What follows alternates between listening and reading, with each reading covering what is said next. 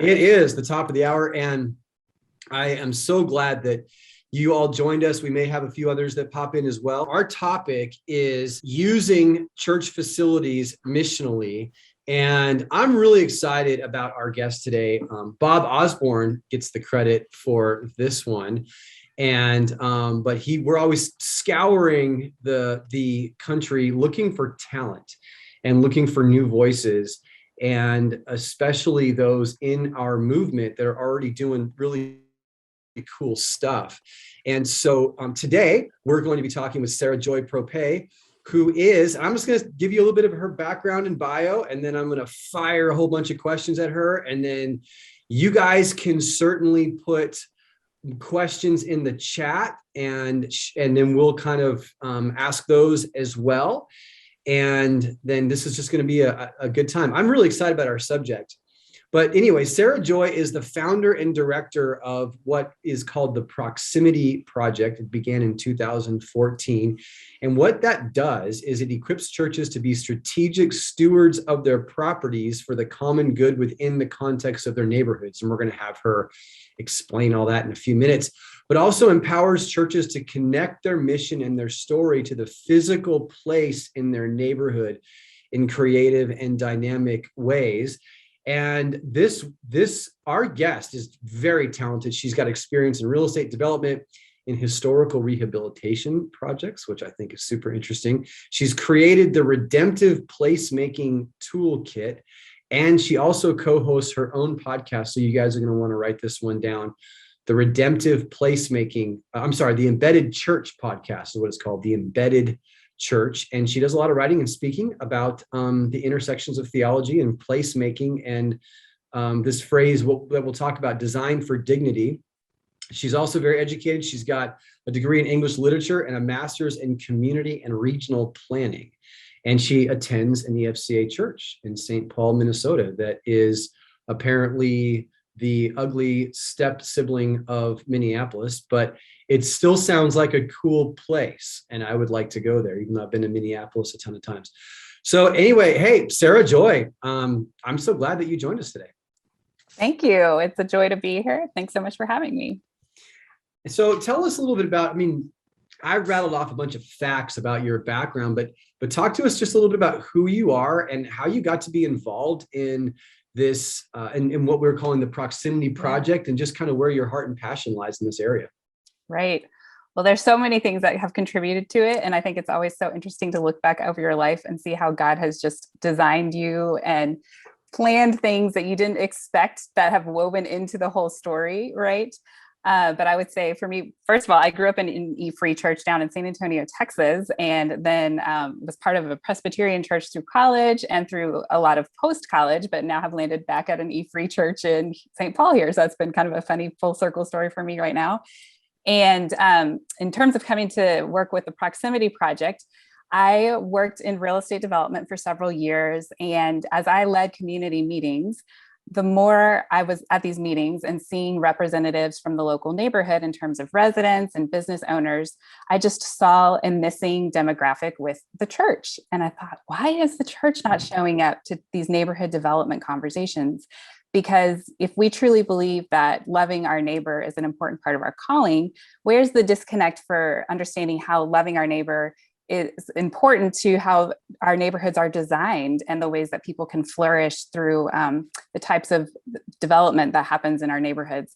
And so as I started raising those questions with some of my pastoral friends, really the answer was we just haven't thought about that. We just don't know. And so I started having conversations. I was working full-time in real estate development for a company here in the Twin Cities. And I was scrambling on my lunch breaks, doing lunch and learns with churches and all sorts of things on the side, just to kind of spark these conversations and start helping pastors and churches understand what a gift their property is and what it means to think about using that strategically to really exemplify their mission in more tangible ways.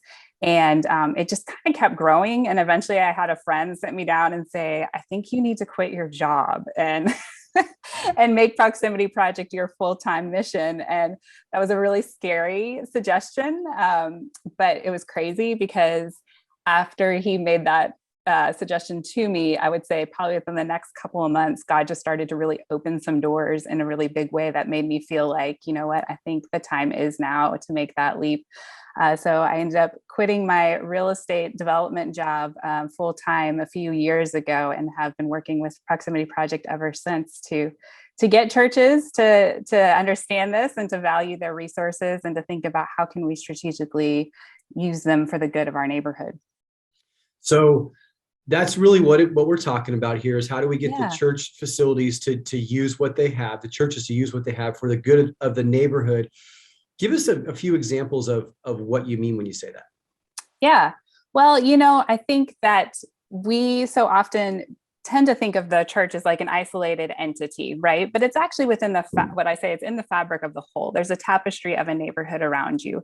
And I know that, you said you have people tuning in here from like suburban and rural locations as well, but even those churches are embedded in a larger community. And so what does it mean to start really exploring and understanding that community that's around you, and to start really intentionally doing some listening around what's at play around you, and how do you as a church then consider what are opportunities for you to collaborate in potentially the rhythms that are already happening, or to create some new rhythms with your property that would be beneficial to the community.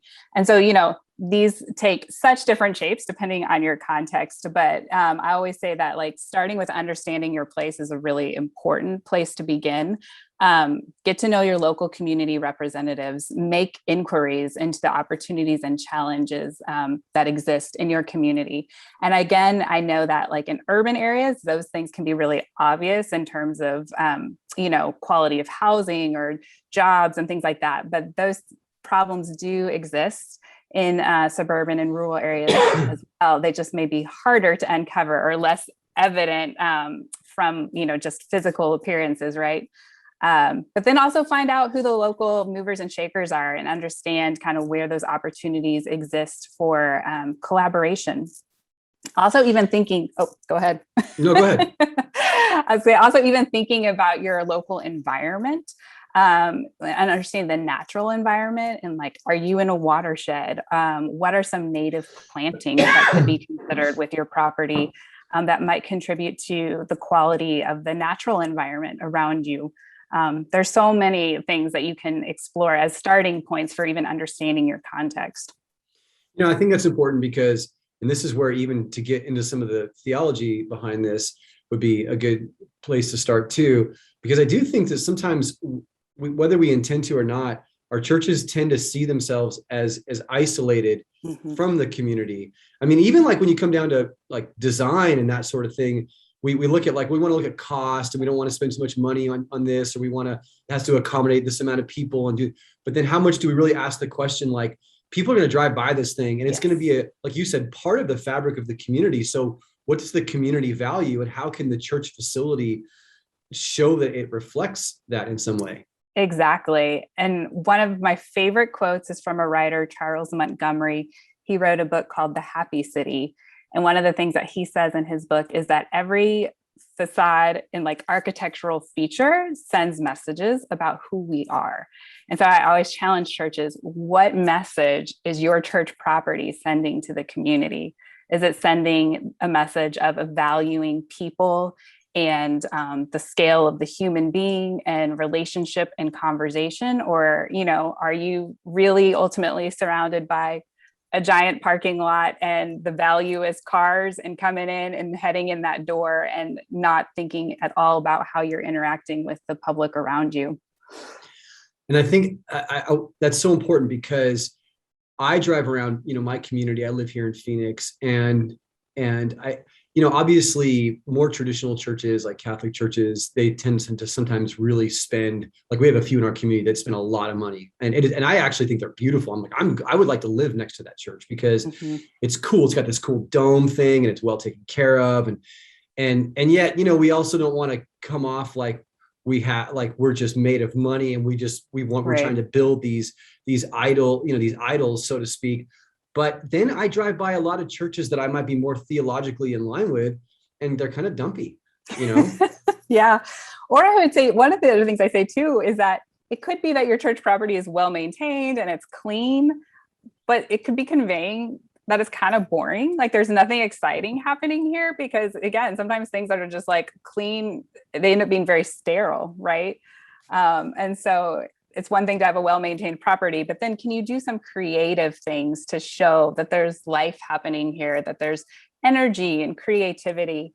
And that's really the goal of a lot of my placemaking work. Placemaking is this idea of making small improvements to the public space that really allows for community and relationship building. And so I challenge churches to think, what are some creative placemaking things that you could do? And they don't need to be expensive things, but I mean, simply as small as, putting in white Christmas lights in your trees and having some seating areas and having gardens or, again, or murals or just things that show that there's like creativity and that really draws intrigue and curiosity.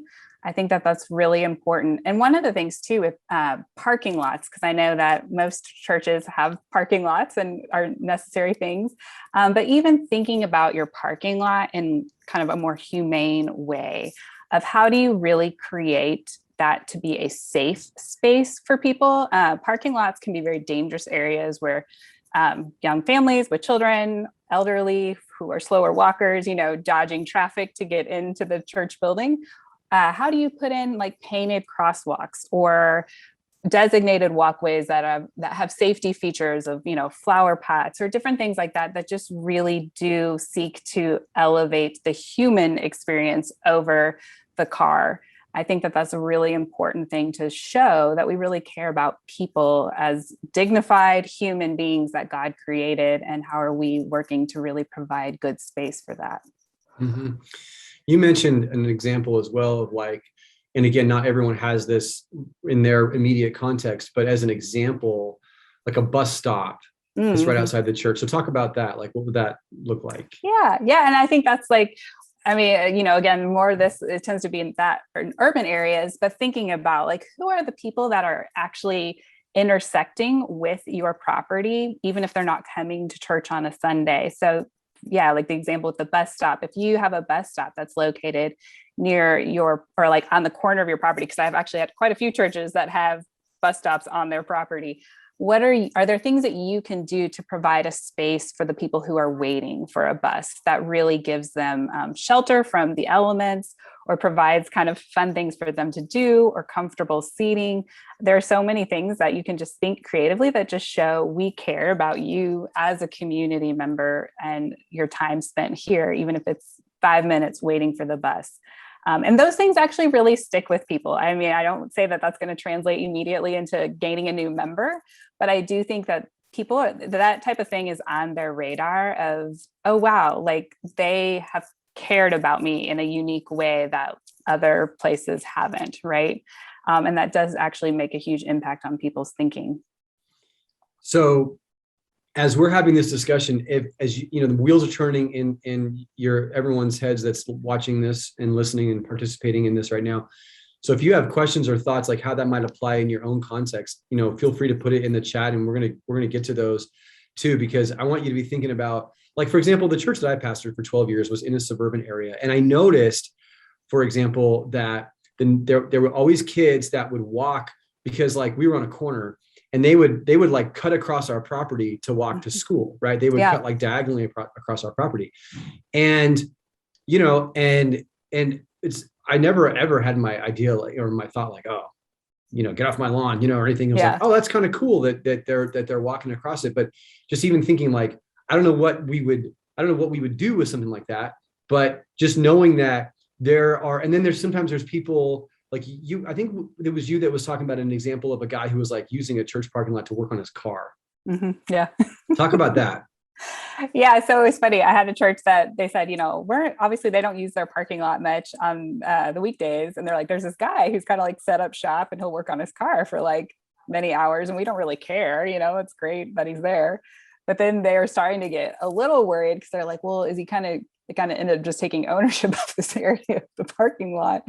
And, is he going to be there on the weekends when we need it and all of these things? And they just didn't quite know how to navigate that relationship. And my suggestion to them was, well, do you have, young people in your church who could stand to benefit learning some things like changing a tire or changing out oil or things like that? And they're like, oh yeah, probably. And I was like, well, maybe you set up some sort of partnership or collaboration with him of like, hey, we're totally cool with you using this parking lot for your car work and stuff like that. But in exchange, like, will you do some sessions with the young people in our church that could help them? And maybe you could almost create this relationship where there's synergy between the two of you. And so then it doesn't turn into this weird turf war where they're like, well, we want to be a generous church, but we also need the parking and trying to navigate what feels like more of it could be a contentious relationship, but instead finding ways to partner so that you can kind of come to these decisions or these ways of maneuvering the parking lot sharing together. And so because I mean, again, and people will do that a lot. And some of these things though, and this is a question that I would have in my mind too. Okay, so some guy's using our parking lot like on a Tuesday to change his oil. What if he gets hurt? Or we're going to set up and this is how everybody thinks, right? So this is why we lock down right. our parking lots, because we don't want people doing, extracurricular activities, at midnight in the parking lot. And we don't want, and this kind of like churches are magnets for this kind of stuff. So how have you helped churches that are wanting to have more like natural or just human interactions with the community? How do you help navigate because the legal stuff is the thing that always, kills the fun and shuts everything down, because if some kid walks across your property and he slips and falls, boom, lawsuit and all that kind of stuff. I mean, how have you dealt with that whole part of it? And how do we get past some of that, Yeah. Well, I always tell churches to, talk with your insurance provider about some of those concerns, because I'm not an insurance expert. But I will say that oftentimes those issues are raised as what stops an idea, but people haven't actually had the conversation to understand if that's truly a hurdle. And the insurance brokers that I've talked with have said, you know what, churches are already carrying so much insurance because you're effectively inviting the public onto your property every week and, potentially every day of every week. So having, the public on your property in these other ways is likely not going to be a huge issue to your insurance. But, again, tell everybody to look at that themselves and explore kind of their own unique context. But don't make that be the, default, oh, this is an automatic no sort of thing. And then the other thing I would say is, and I definitely have churches who have talked about, like, oh, we put these benches out and it brought bad behavior and all of these things. And so, there is risk with that, right? But also I remind people that I really think that Jesus calls us to be generous risk takers. And so what does it mean to open your door to that risk? And, sometimes those things happen and sometimes they don't. And so again, I think first give it a test run and even see. And that's again with the placemaking approach, which is small scale, low cost. It's a way for you to test some of these ideas and some of these concerns, because a lot of times people will stop an idea simply based on hypotheticals of like, well, what if this happens? Or what if that happens? And so I say, find the least expensive or like the amount of money that you could spend that could quote unquote be wasted that nobody really cares about, right? So maybe it's like $1,000. But you're like, okay, we're going to use $1,000 to put in, some benches and some flower pots and give it a test run. And then suddenly you put it out and you see if these things happen, and it roots the conversation in reality. And again, you can see if they do happen. Then it's like, okay, maybe we need to pivot a bit and we need to figure out how do we address these problems that we are seeing happen, but maybe they don't happen. And so I think, again, giving yourself that room to experiment and to try things is really important, because it really helps you understand whether or not those fears and concerns are truly founded.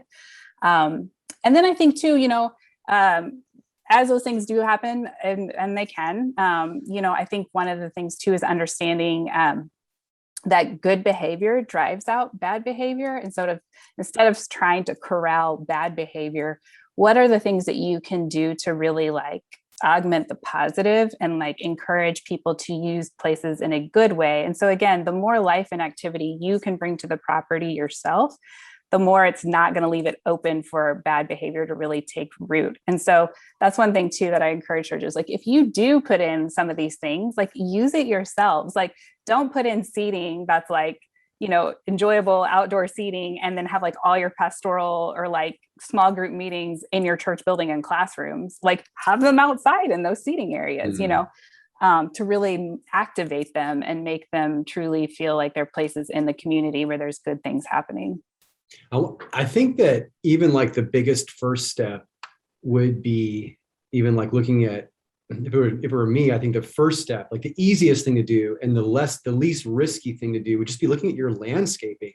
Mm-hmm. And because I think even like theologically for a second, like if you think about this, I mean, what do we hope happens in the life of a believer, that they go from death to life, that we're resurrected, and we're going to have a physical resurrection, someday, but spiritually we've been reborn, and all of creation is going to be redeemed. Yeah. Now we don't need to have like something that is necessarily going to be featured in some, like Architectural Digest magazine or whatever.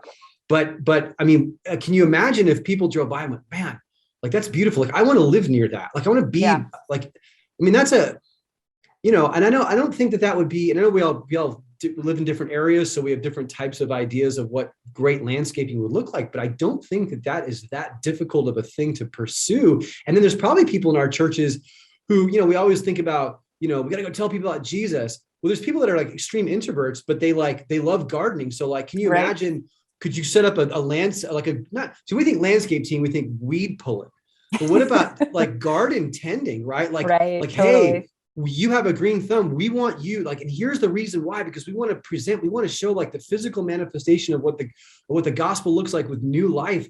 And as people are driving by and seeing it, like that's kind of cool, right? I mean, oh yeah. And I think that gives so much opportunity for people in congregations to be engaged in very new ways and use their gifts and talents.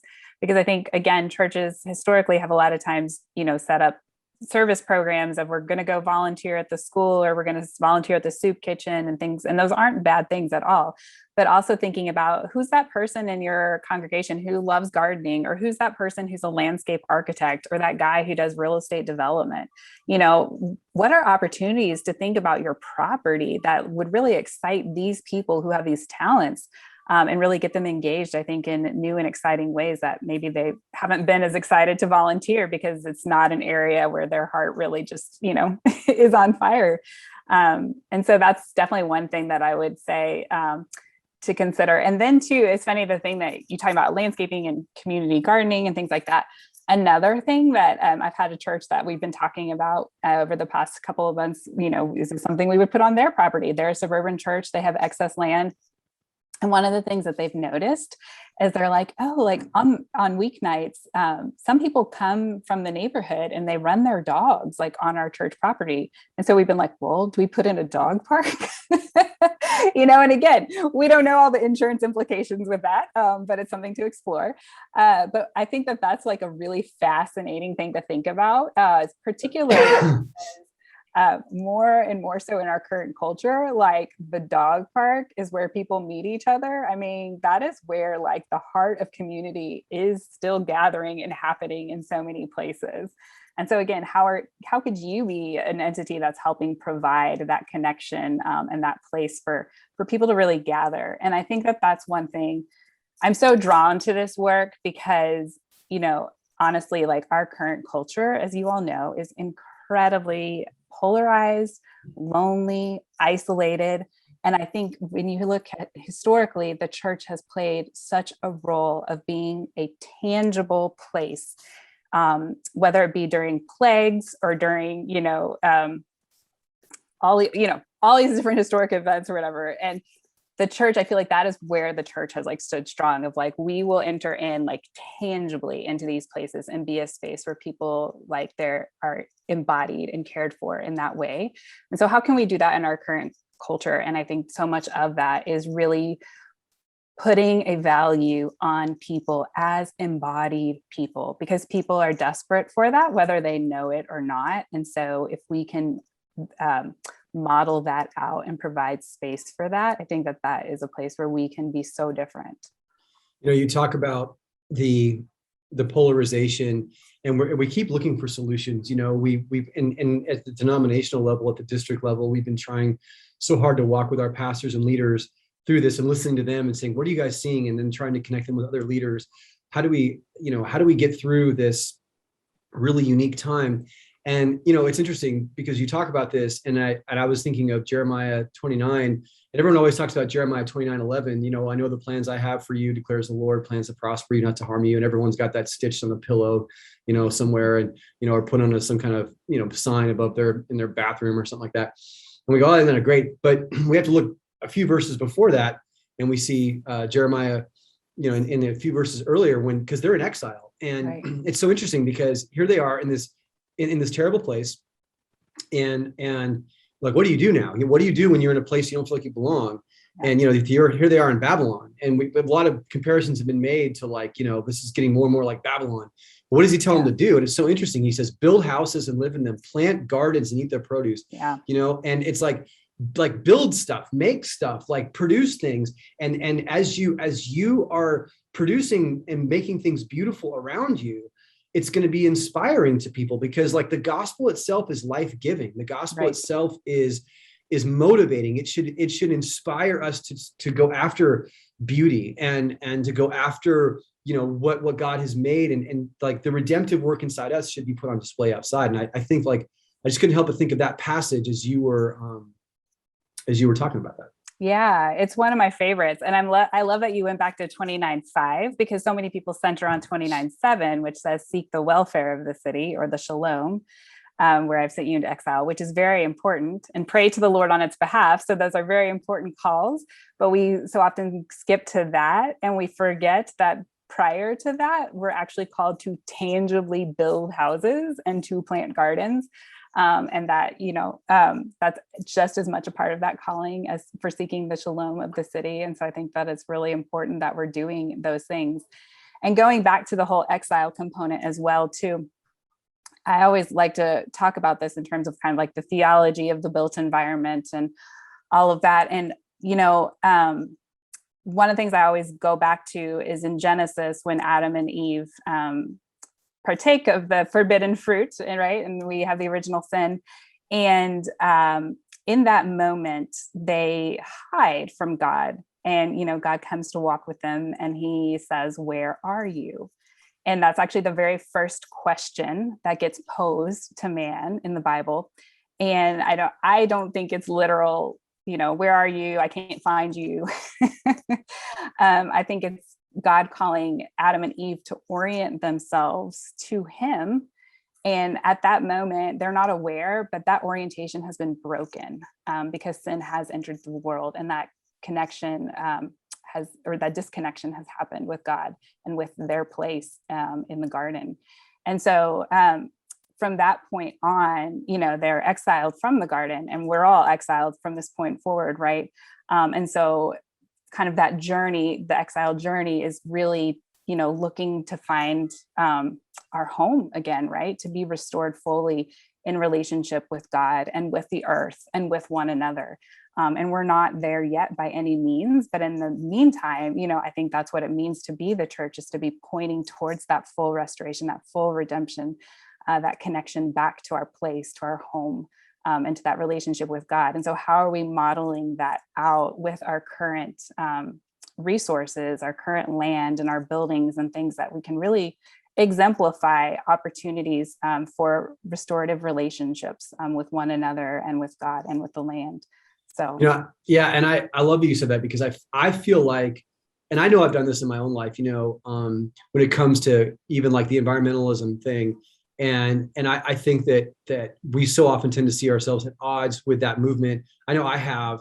And because so often I think it's like there's good motives, and there's a natural sense in all of us, like, man, this is the earth that we live in, but there's the wrong solution or the wrong paradigm of which to approach it. And so we tend to worship the earth and worship and almost live in fear of the earth, the way that, pagan societies have done for the ages. And, now we have to pay our carbon tax and do all this kind of stuff, and to basically justify our existence. And so we put creation over man, which is not a good thing. But I think in doing that, I know for me, I'll just confess my own ignorance in this over the years, is there's been times I've gone the other way and said, wait a second, just because I don't worship the earth doesn't mean I'm not supposed to care for the earth. And why do we let why do we let the more secular culture own that whole area, right? We shouldn't do that. Like, this is God's earth. He made everything, and he's the one that called us. And so why can't we should be the ones that take the lead in making sure that there is a sense of natural beauty around us. And I don't want to ever put people in subjection to the earth. I think that there's other consequences there. But what you're talking about, I think, is actually just asking the question, and how do we regain that ground and say, no, actually we are exiles, but we've been brought back through the love of Christ, and there's a coming restoration. We can model some of that right now. Right, and I don't think there's anything wrong with that. And I think there should be room in our budgets and room in our planning for that sort of thinking. Yeah, I totally agree. And I think, thinking about it too, we are actually made of the earth, and so our well-being is tied to the earth. And I think that God instituted that. And so what does it mean to respect that and to value the way that he created us in harmony with the physical earth? And two, it's really interesting because also you have biblically of God, making covenant with Abraham and the Israelites and covenant with the land. And we talk, and you see so often too throughout the Bible that, kind of in redemption and in it will be like restoration of the land and inheriting the land, right? And so the land is really important part of who we are and the way we've been created by God to again be embodied people here on earth. And so I think it's important to consider how we're working in that space and caring for it in ways that bring care and health to ourselves. Yeah. That's great. We got a few questions here. Mm-hmm. Or at least one question from Eldon. And I've been to Eldon's church. He is in one of the most beautiful parts of the world. I mean, Logan, Utah State's right there. Okay. Yeah. And I've been to his facility. Eldon's done a great job. You go inside, it's kind of got like a coffee shop feel, and it's beautiful. And you guys have done a great job with that. You have an AA group and a neighborhood nonprofit that uses the building weekly, and you want to feel like their church. However, liability is a concern. So we have them provide us with an Accord certificate of liability. Any other things to consider as we have community groups use our facility? I think having a certificate of insurance is an important thing to consider. I don't know if you have any sort of kind of handbook of like facility use. I think that's always helpful for outside groups to have. Lots of times there can be conversations had about that aren't really, documented anywhere, that can raise some concerns or just end up causing maybe disagreements about how things get used. And so that's one thing that I think is valuable to have, just a clear outline of like, okay, this is what you're welcome to use. And this is kind of the expectations of how it's used. And I think too, understanding from them of, have you had a conversation about, are there additional uses that could be helpful to them that you have on your site that they haven't even considered because that hasn't been asked of them, or those invitations haven't been extended in terms of using other areas of your facility that you would be open and willing to use. So I think having those conversations and having a clear document of expectations on both ends is a helpful thing that would help avoid any like miscommunications or turf wars that could happen, because those easily do happen. Yeah. Chet and I were talking right before you got on, and Chet, I've been to their facility as well, and they've got a great spot right in Turlock, kind of in a residential area. And Chet, you were talking about how you've got like a building that just isn't used very often. Maybe you could tell us about your situation and see if Sara Joy can provide any thoughts or insight. Oh, you're on mute. I think you're muted there.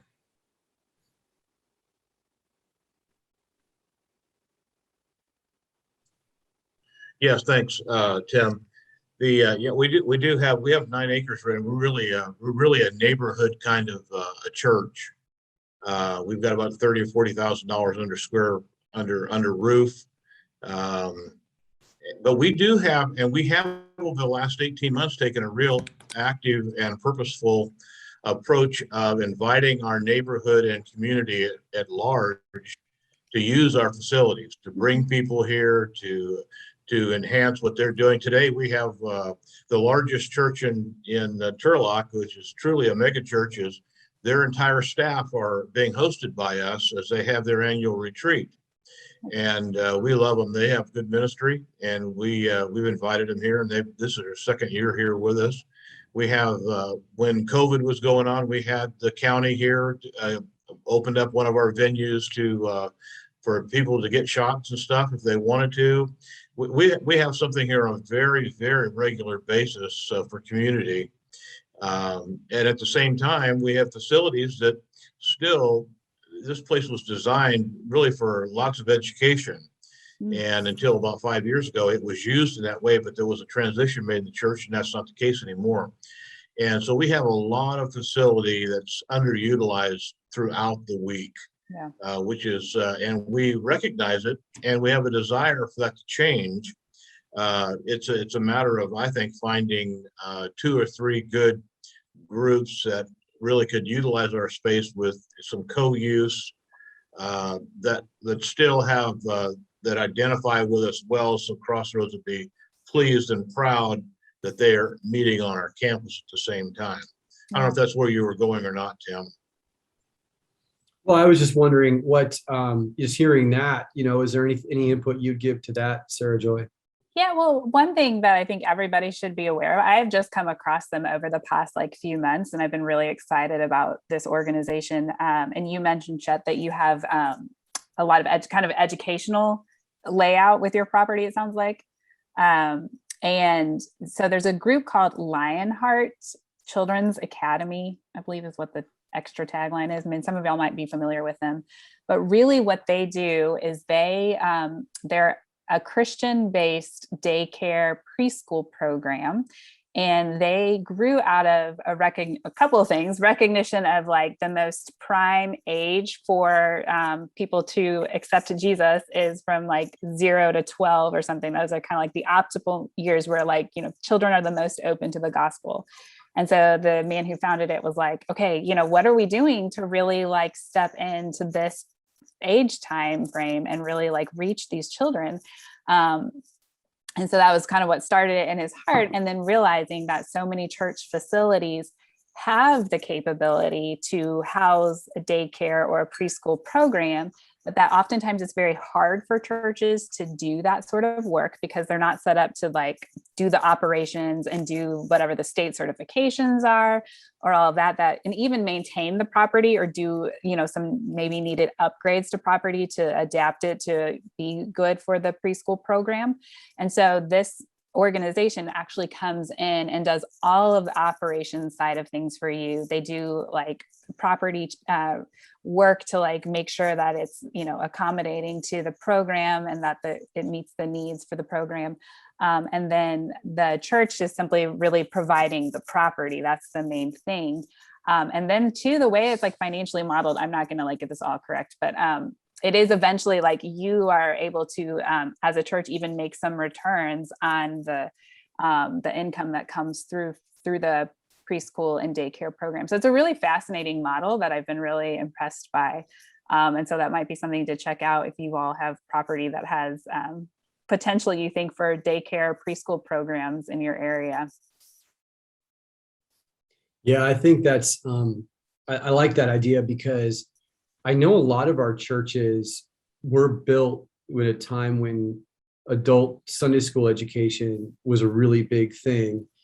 And they don't, a lot of them have gone to home small groups and that sort of thing. And so what do you do all this classroom space? And so here's another question for you. I mean, many of our churches have bought land on the outskirts of residential or current residential development because it's more affordable. Are there any ideas for the churches to take the lead in creating environments where they may not already be, there may not already be traffic, if you got to buy 10 acres out there and it's like unbuilt, and we have a lot of that too. Right. I know some churches that they were trying to be forward thinking, but there isn't a whole lot of development happening. But what are some things that maybe churches could do with that land maybe they still haven't yet to build on yet? Any ideas there? Well, so I think a couple of different avenues. I mean, in terms of if you aren't thinking about using, if you have land that you could build on, thinking about, are there ways to designate some of that land towards, affordable housing or just some sort of development? And there's so many ways that you can work with developers in that. It doesn't necessarily mean you just sell off a portion of your land to a developer. You can contribute your land as equity to the development and remain an invested partner so that you are also continuing to get some returns off of it. So that's like helpful for your long-term sustainability as a church with your church budgets. Another thing that you can do is, potentially lease your land, and so that you obviously maintain your ownership of that land. But then somebody can develop it. And again, that can create a good synergy where you can make some returns off of it. And I think that that's one thing that is really important to say, is that, like, I call churches to be generous risk takers, but I also want you to be wise stewards with your money. And so I'm not going to suggest to you like all of these ideas that would just like massively divest you of your property or ask you to put a ton of investment into things with no returns. I think that there's value in getting returns and having financial sustainability as well. And it's, how do we balance those things properly? Because I don't think that mission and like investment need to be like two different things. I think you can do them together, and maybe it means taking some lower returns because there's a charitable missional component to what you're doing. But so I always want to make sure that's clear with people. But then also just thinking about, if you have a large property and you're not necessarily looking to build something with it or to do something in development sphere, what does it mean to even create some sort of like community rhythm to bring people to your property, to do events and things like that? So, is it having a farmer's market on the weekends, throughout the summer? Or is it, one of the things I always encourage churches with large parking lots, do you host like a bike rodeo? Because that's an area that needs a lot of space, and you can invite, the local kids to come out and practice riding their bikes. So there's, I think, creative things that you can do with your property that make it a place that people come to for a specific thing or a particular rhythm of the community. And I think that again creates value and connection there. And I always encourage people, really try to think about, as much as you can, doing things outside. Because I think that that's where churches really struggle, is they say, we'll do this community event, we'll do a cookie swap, which requires like everybody to come inside, and it requires people to make cookies. And it, it just automatically creates so many layers of intimidation for people. And so think about, what can we do literally that like they don't even have to come into our building? And literally, I sometimes think like, put up porta potties so that they don't have to go into your building. And it's not because I think it's like so wrong to go into your building. I just know that people have an intimidation factor with churches, particularly if they're unchurched or have not been in church for a while. And so I think the more that you can take that away initially and just let them like get to know you outside and see like, oh, you're not like crazy weird, or you're not going to like hit me over the head with your Bible. Gives them that first like, okay, like they were like pretty normal and fun. Like, no, that's a real thing too. I was raised in church and was a senior pastor for 17 years, and I do this, and I still get the creeps sometimes when I go into church buildings. I'm like, I don't know about this place. When I visit new churches, I'm always like, my heart's always pounding a bit. I know. You're like, I'm looking for the bathroom and the exit. That's what I want to know. Where can I go to the bathroom, and how can I get out of here? And how long is this going to last? All that kind of stuff. And so, and that's me. So Mandy's got a great question here. And it's cool because I was just there like 5 days ago. So I know exactly what she's talking about. So her church situation, they share a building with a Christian school, which uses every square inch of the building during the week. That is a challenge. They are located in a beautiful area and not easily seen. So they're on the what's called the bench in Salt Lake City. It's kind of like where you want to be if you live in Salt Lake City is up on the hill, and they're kind of on their way up the hill nearby how to get to the ski resorts and that kind of thing. So very prominent, beautiful area. But it's located in the middle of a number of businesses and near several restaurants. Any thoughts on creative ways to offer their space to the community? So Mandy, you guys right now, you had an official partnership with the school, but now you just use the school facilities, from what I understand, or you share the school facilities.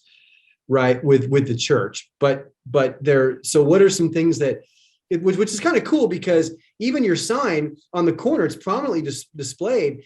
And if you didn't know, it says Evangelical Free Salt Lake City, and then it says like Go Tigers or whatever the team name is, because that's the school. So it kind of looks in that sense, it was kind of cool, because it was like, my impression was, wow, the church is like cheering for the team. That looked like that was impressive to me. But maybe some ideas for how you could, Sara Joy, like what you would tell them being in that situation where they're kind of tucked away, but and there's a school right there that they use the facilities with. So, but you also said that in your context, there's a fair number of restaurants and it's kind of a commercial district around you. Yeah, just real quickly there, it's kind of what has been built up around the building are a number of office buildings. So like it's just kind of like right in the middle of all these office buildings and like hotels. And then a couple, a stone's throw away, a couple restaurants here, a couple restaurants down the hill, the coffee shop that Tim went to. So that's there's neighborhood that surrounds it, but there's no immediate trail from a neighborhood near our church. Right. So I'm curious, like the restaurants and office buildings that are around you, do you know, is there outdoor seating space as part of these places? And perhaps Pastor Bryant can chime in here too. He's at the church as well with me, but a little bit. Yeah. A little bit. I'm thinking of 3 in particular that have little spaces. Right. So that's one thing I always say, if you're located in an area that has restaurants and office space like that, like what does it mean to provide outdoor seating space where people can come, like get their food to go and come and sit and enjoy their lunch, particularly around like office areas. Because again, a lot of times like people don't want to like sit in their office and eat, or it's like when it's a beautiful day, you want to get outside, but if there's not places to do that, that just like, hampers them. And so is there something that you could provide that allows for them to come out and use that space? And I would say too, like do very clear signage and invitations. Like you could put up the space, but like, unless you let people know that it's there and that's like, it's open for them to use, people won't necessarily use it. And so what is it? And I think too, like you could even like survey the office users of like, hey, we have this space. We would love to provide like some outdoor seating. Like, would you be interested in that? Like, what does that look like? What are some components you would need for that to be like enjoyable for you? And I think too, that's one thing that's really important is to like ask those questions of the community. And it's so funny because I've had so many pastors be like, who have like raised those questions in the community. And they're like, yeah, it's kind of funny because they're like, a lot of times I think we're afraid to ask those questions because we think that the community is going to ask something really big of us. And they're like, and so often what we end up hearing is like, can you just like help us pick up trash? So they're like, usually what the community answers is like way different and way smaller. And they're like, and first of all, too, initially the community might not even trust you very much, right? So they're not going to ask you to take on some big thing because the like level of trust isn't there. So yeah, I think, raising some of those questions, and I just think outdoor seating is always one that seems to be lacking in those types of districts. And going back to the signage thing too. Making sure that people are aware that it's there, that it is open for public use, how that all works. But then Tim, you were talking about just like signage in general too. You had mentioned it in something that you were saying. And I was going to say too, wayfinding signage is so important on properties. Publicly, if you have spaces that are like public spaces that you want people to feel free to use, if it's like a walking path or seating areas or a garden or things like that, really make sure that, again, that the signs are there, but also interior signage. I find that church buildings are often very poorly signed. And that's a super intimidating thing for somebody who's new. So making sure that there's good signage. I would also even encourage people to put an interior map of your church building on your website so that people can actually look at that before they show up at your church. That also will just like alleviate so much stress for people because it's like, oh, I looked at the map, or even include a map in the bulletin of like, hey, welcome. Here's a map of our building so that you know where the restrooms are, that you know where like preschool programs are, that you know where the gym is. Because again, so often like announcements are made of like, oh, we're meeting in, the John 3:16 room for coffee after this. And a newcomer's like, okay. And then it's really intimidating to go like ask people and admit that you're new and that you don't know where that is. And so thinking strategically about those things. Well, I think for where you guys are in a school, even more important, because probably there's gonna be a lot more students that are going to be, using that, and we just don't think about that. So it's a space designed for a lot of kids, and we may not have that many. So then we show up to church and it's just maybe like, well, now there's this hallway that way, and it's not really created for the church. So I think that's especially important. And I love the idea of having it on your website, because it goes back to what you were saying too. It's these nonverbal cues, like, hey, we thought about you.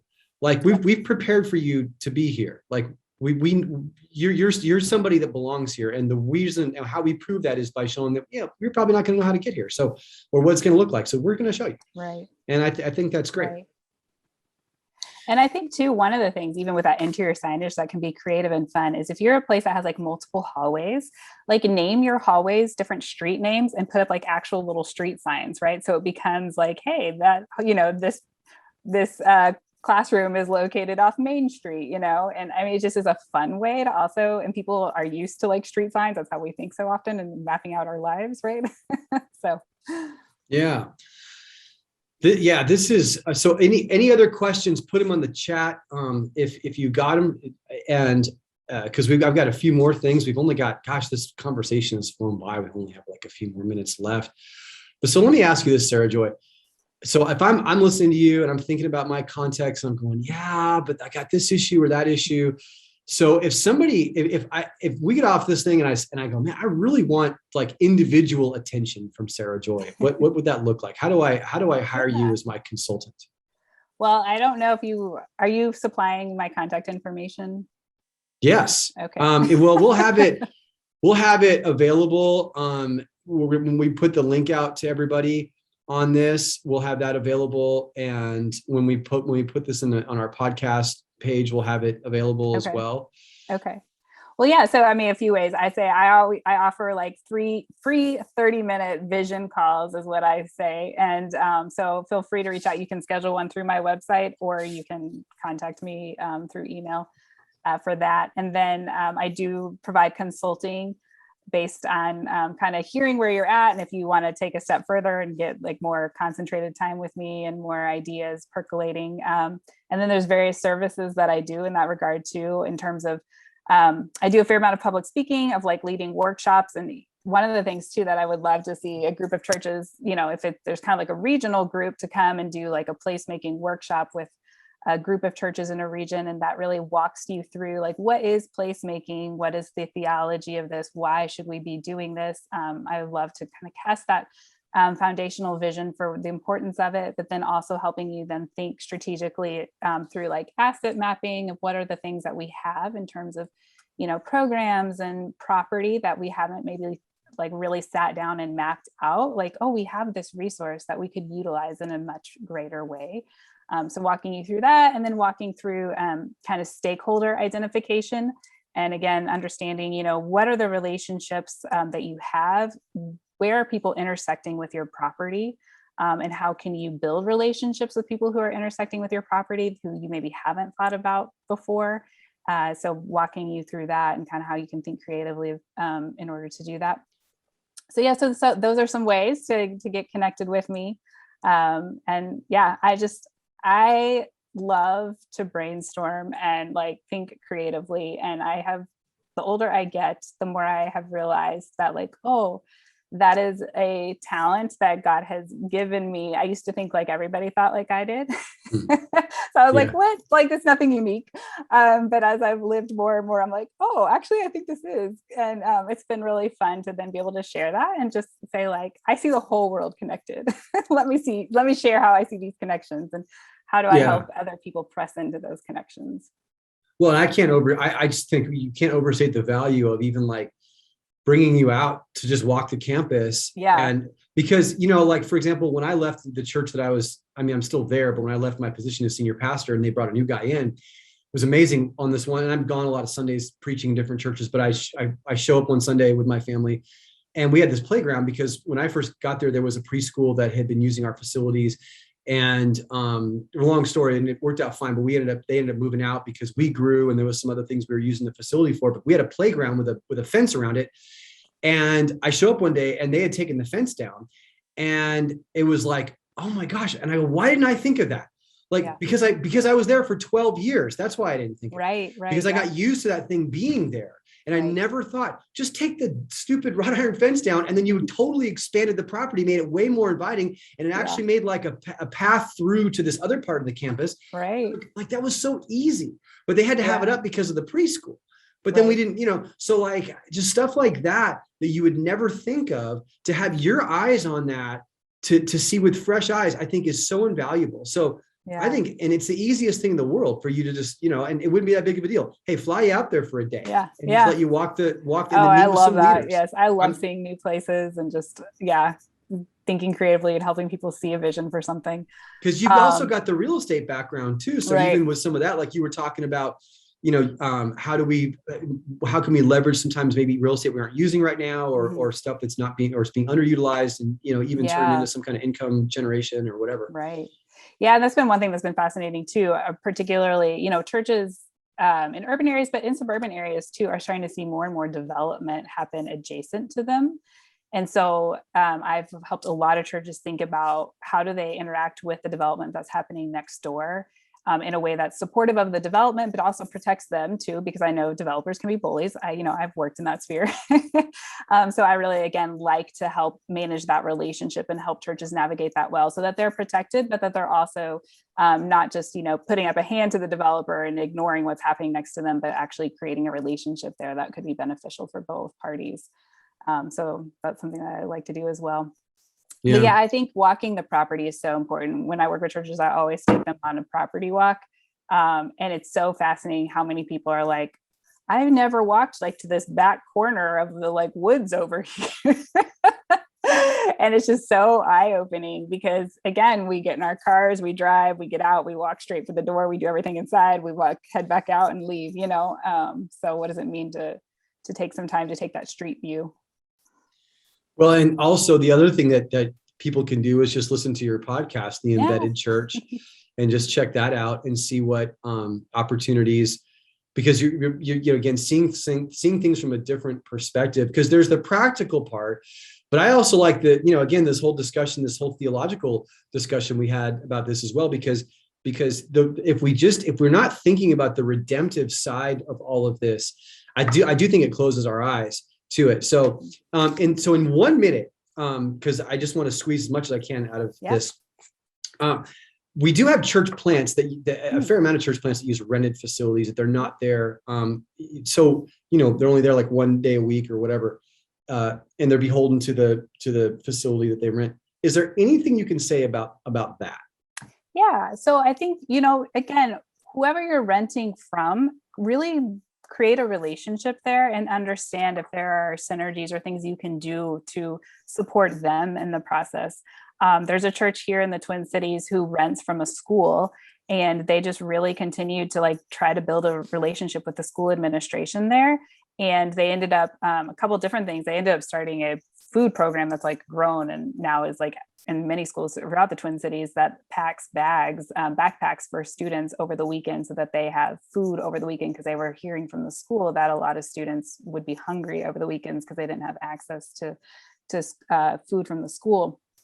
But then another smaller thing that they did is they did a little capital campaign to raise funds for providing a new sound system for the school in the auditorium, partly because the church itself needed it for their own church services to better them.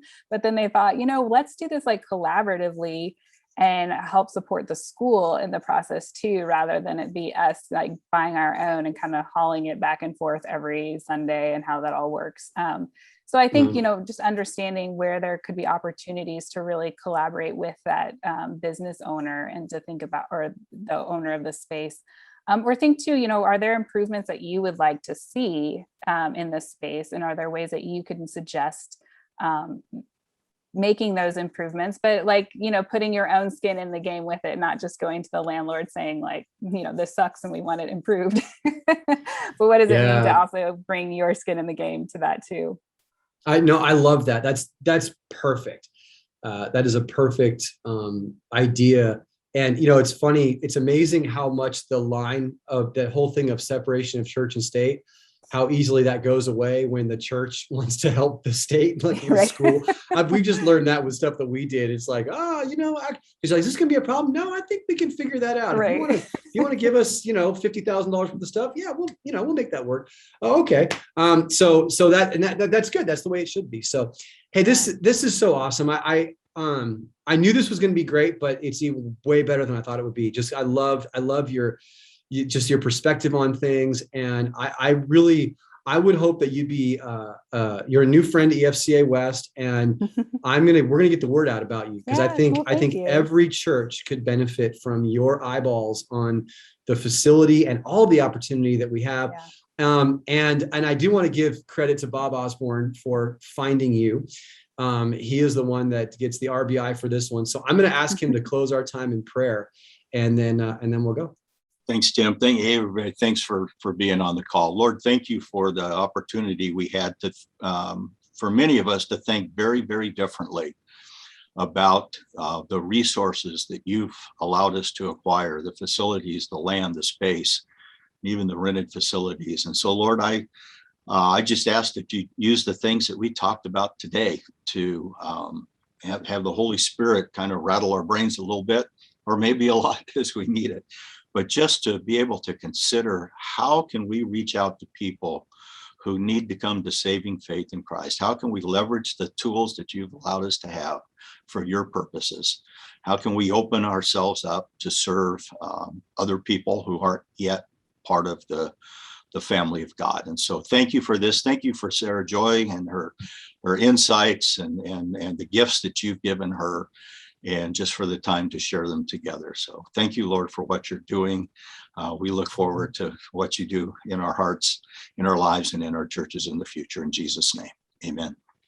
Amen. Hey, thank you, everybody. Don't forget, we have the EFCA West podcast. This will be up on that pretty soon. We'll put that up there, and then we have YouTube stuff you can watch on all that. And this Sara Joy's link will be up as well. And this is there's great stuff happening with EFCA West, and this is just another part of that. So thanks very much. Appreciate you guys. Thank you for having me. Thanks again, Sara Joy. Yeah, that's thanks. Fantastic. Bye.